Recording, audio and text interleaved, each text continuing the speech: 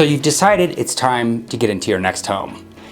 The question becomes, how do you get your current home ready to sell so that you can get into the next home? The very first thing that you want to keep in mind when you're getting started is creating a budget is going to save you over and over again. So create a budget and figure out what things that you can fix going backwards so that you don't go over budget. If you don't create a budget, you're definitely going to spend more money than you would hope to in the long run. You can do this using cash. It's probably the very easiest way to do it. Most people don't have $45,000, $50,000 cash laying around that they want to throw at their home when they're getting ready to sell it, although some people do. But you can finance this remodeling. The thing that you should keep in mind is there's a little bit of a formula. If you are going to get a little bit of a loan to remodel your home, that loan plus what you owe on the home cannot total more than 90% of the home's pre-improvement value. If you owe $270,000 on your $350,000 home, you will get approved for about $45,000, because if you add the $45,000 to the $270,000, that's $315,000, and that's 90% of your $350,000 value of your home. You can use a second mortgage to do this, and that's going to be, I would say, a pretty good way to go, because you're getting a fixed lump sum and you're going to have a fixed interest rate. Or you can use a HELOC, which is a home equity line of credit. That's going to be a great way to go. It's like a revolving line of credit, but you're also going to have variable rates. So just keep in mind that with the HELOC, your interest rate goes up, it comes down, and right now, I'm sure you're aware, interest rates have been going up, so maybe just keep that in mind and know what you're doing. So the first thing I really want to get out of the way, because there are some fantastic things that you for sure should do when you're updating your home, but there are some things you should definitely not do when you're updating your home to get it ready to sell. The first thing that a lot of people want to do is put in really high-end appliances and spend lots of money on the landscaping, and those things are really great. And I will give the caveat that it definitely depends on where you are in the market. If you're in an upper band where your home is in the $2 to $3 million range, then definitely get the high-end features and appliances and landscaping and all that stuff. But if your home is, like most people, between $550 and $750, spending a ton of money on those things is not going to come back to you. You're going to spend more money than you're going to get back. And often people just want to make a home their own way. So don't spend the money that you're not going to get back. Another thing to consider is that adding a swimming pool is not usually the best idea. You're not going to get that money back. It's kind of one of those things that people like them, but half the time they don't want to take care of it, and they find it to be a little bit of a liability too. So keep that in mind. On to the things that you for sure should do. The first, absolutely most important thing is that you should declutter your home. You must remove your personal items. You've got to get all of your pictures out. You've got to get all of your weird art out that no one likes but you and your mom and your best friend. You've got to organize your closets and cabinets. Basically, what you're trying to do is make your home really accessible and clean. So part of that is removing excess furniture. You want the home to feel like a home such that people can picture themselves there with their family, and it feels right and open for them in that way, but they're not reminded that it's your house actually, with your pictures and your art and things like that. So definitely be very, almost just ruthless. You should have maybe like 5 pieces of furniture in your entire house. Everything else out is going to be the very best way to get top dollar when you're selling your home. The next step, you absolutely want to make some repairs on your home, because that is going to be a huge source of people feeling really strongly about your home. I would say it's a very strange, hard to describe effect, but when you attend to the small things about a home, what happens is that home starts to feel fresh and new and appealing, and people can really picture their family there and themselves, and it just makes them feel wonderful about a home. If you don't do those things, it's fine. People will see past it. It'll be all right. However, it just doesn't give it that fresh feeling. And if you're one of these people with one of those just amazing homes and you're trying to get into a multiple bid situation from multiple buyers, doing these things is going to be the thing that makes that much, much more likely. Every time I've seen a home get multiple bids, this seems to be the case. These little things have been attended to, and it really adds it brings it up a level. So I would very much recommend doing it.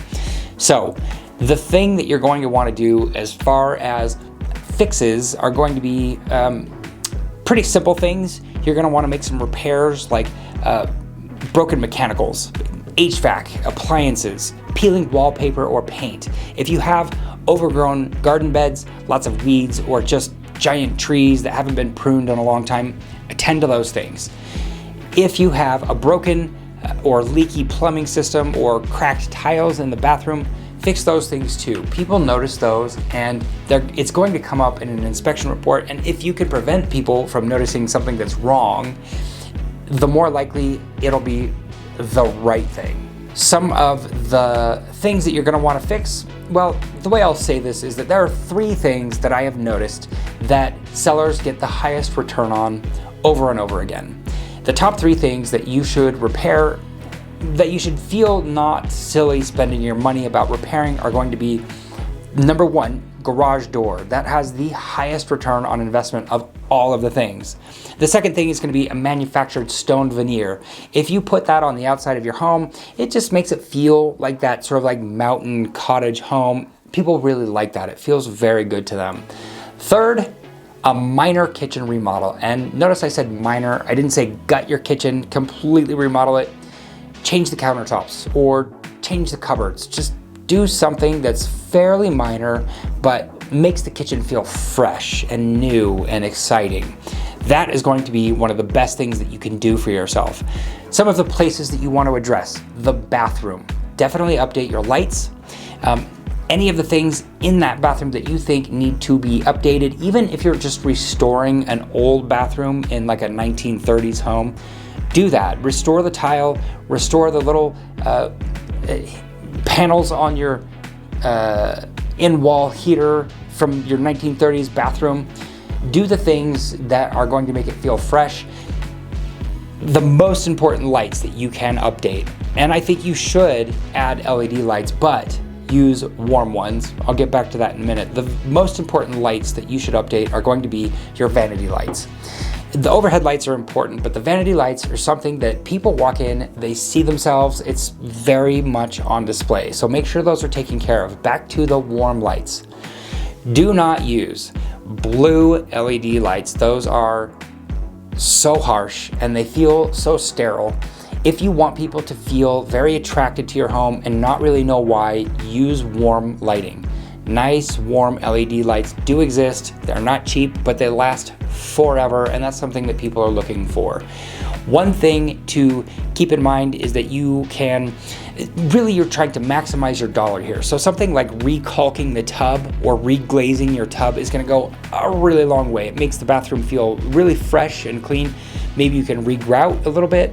One thing that you don't want to do is the spa bathrooms may have plateaued over the last few years. And when I say spa bathroom, what I mean is something like the what do they call that? Like the rainfall shower head or the jetted tubs. Do not rejet your tubs just before you sell, because that's what's there. Most often, it's not going to come back to you in the sales price. Next thing you should attend to is the flooring. Do deep clean the floors. Buff or refinish the hardwood. It's going to make it look really clean and fresh. It's something that people will notice. They won't say like, oh, new floors, but they'll just feel like, oh, this is so nice. Some people have been adding heated flooring options to the homes, and having had it in a home in New Hampshire, it is really great if you live somewhere like New Hampshire where it's very cold in the winter, but it's definitely not a must. Do paint the walls and the trim. You want to stay with the neutrals, gray or beige or grayish as they say, and a white trim. The bathroom as a light blue seems to do pretty well. White kitchens, gray living rooms, and dark blue bedrooms also seem to do pretty well.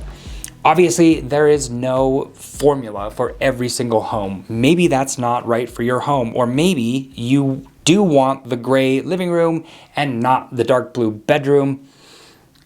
You should use your best judgment on that. Those are just the average of what most people get the highest return on. You want to replace your outdated fixtures. You might want to add some smart tech. Some people like the Nest or Ring or some of that high-tech stuff. Lastly, you really want to enhance your curb appeal. Some people say painting their front door black goes a long way for them.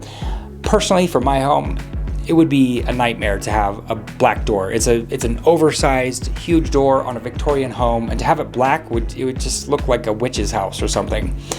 But maybe that works really well for your home.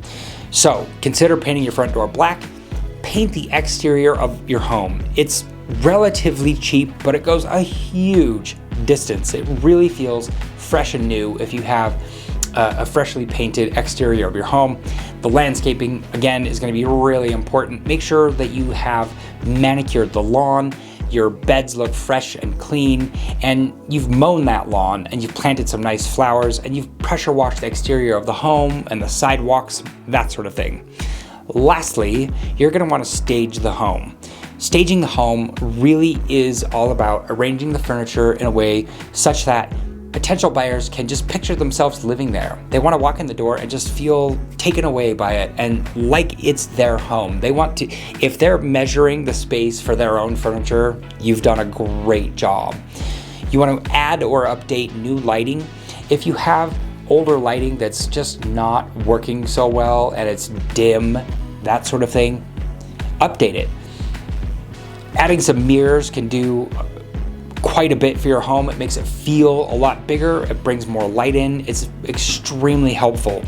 You can add decorative touches. However, be extremely sparing with decorative touches. Less is definitely more. Make sure the home is clean. If the home is dirty, people will absolutely notice that, and it will not excite them nearly so much as a clean home. The benefits of preparing your home to sell it they're huge. They're absolutely huge. Nearly 1/3 of recent sellers surveyed think that their home could have gotten a higher price if they had done a little bit more repairing or improving before they put their home on the market. I absolutely agree. I've noticed this in my professional life that when you have a home that's been updated and feels cared for, it goes a tremendous way. I've even had sellers who took such good care of their home that the potential buyer, they did an inspection, but they didn't ask for anything because they just felt so comfortable with the condition of the home.